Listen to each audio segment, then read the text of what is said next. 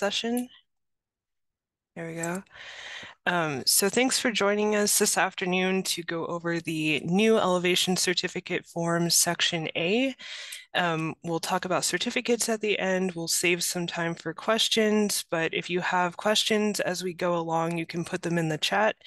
And Tara usually gets to them before the end of the presentation, but I will save some time at the end of it for us to have a discussion or go over any sections that you'd like. Okay, so since we're starting out with the first section, I wanted to cover some basic NFIP key terms for anyone who might be new to floodplain management and the NFIP. And these are acronyms that we use all the time with the elevation certificate and floodplain management in general. So you have the FIRM, which is the flood insurance rate map. And so this is your regulatory map that shows you where the floodplains are and will dictate where you do floodplain management and where we're concerned with elevation certificates. You have the FIS or the FIS, which is the flood insurance study, and this is the detailed report that goes with the map that shows you how the mapping was done, what data they use, the methodology, and all of that, which is another important part of the elevation certificate that will be used. And we'll go over that mostly in the next couple of sections. So over the next 2 days, we'll cover the entire form. The BFE is the base flood elevation. So this is the elevation of the 100-year flood, which we also call the base flood. And so that's the elevation that we use to base our regulations on. The SFHA, or Special Flood Hazard Area, is the 100-year floodplain or the floodplain. And so those terms are interchangeable. And so we use each of them quite frequently. The lowest adjacent grade or lag, that is the lowest point where the ground is touching a structure. And then highest adjacent grade is where the highest point is touching the foundation of the structure. So that's HAG. Bottom floor elevation, I don't think people are referring to this as BFE, so it wouldn't be confusing, but this is a new term that they have put into the mix, and it relates more to the insurance side of things.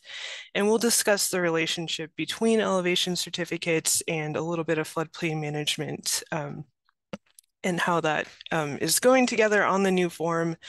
They have made changes to the form in regards to insurance. So we will go over that later on. LFE is lowest floor elevation, and this has been around for a long time. It's a floodplain management term. And basically, this is the floor that we regulate to. So the lowest floor has to be to a certain elevation per our regulations. And then first floor height, or FFH, is a new term, and it also refers to insurance. So there's a little bit of disconnect between floodplain management and insurance at this time. But just really quickly, the bottom floor is the building's lowest enclosed area. So it could be a basement, a garage, or a crawl space, the lowest enclosure. Whereas the lowest floor, again, a floodplain management term, it could be the bottom floor, or it could be a little bit higher, such as the living floor over a crawl space. And so we'll get into that a little bit more as we go through these different sections, but that was just kind of an overview. So what is the elevation certificate? This is an official FEMA document to certify and verify elevations of different structural aspects that we would be looking at based on the foundation to determine compliance with floodplain regulations. And then you would also be using this information to verify compliance with local, federal, and state requirements as far as elevation and construction. So it's not a mandated form, but it is highly recommended that you would use this form. I don't know of any communities that would use something else because it has everything that would be needed to verify compliance. So it's an extremely useful form. This is only for structures. It's not going to be for a section of property or anything, but it can be used to support a letter of map change application to take it out of the floodplain, and that would be a letter of map change that's for the structure only. And so you would use the elevation certificate instead of the elevation form on that. And so we'll talk a little bit about how LOMAs relate to this as we go through. You are required to verify elevation for new and substantially improved structures. And the requirement is that it has to be a finished elevation certificate at the end when you approve the permit, not the under construction ones, although those can also be helpful. So we'll talk more about that. And in Kansas, you have to be a licensed surveyor or an engineer to certify elevations, not an architect. So that would be Section C that we'll talk about on Thursday for those certified elevations. And then once certified, the elevation certificate does not expire as long as it was certified and sealed on the correct form at the time that it was done.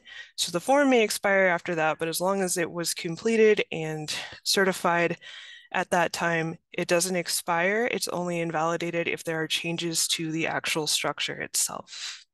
That would then change those characteristics. And so today we're looking at Section A. We'll talk about Section B and some of the other parts tomorrow, and then C, and then the new sections on Thursday. So this is just one of the FEMA slides that they've put out with their new training. And it just shows you section by section who can fill out what sections, and we'll go over when those are done. So Section A is just the property information, and anyone can fill out this section. The same for B. And most of the other sections, Section G is just for the community official, which is the floodplain administrator.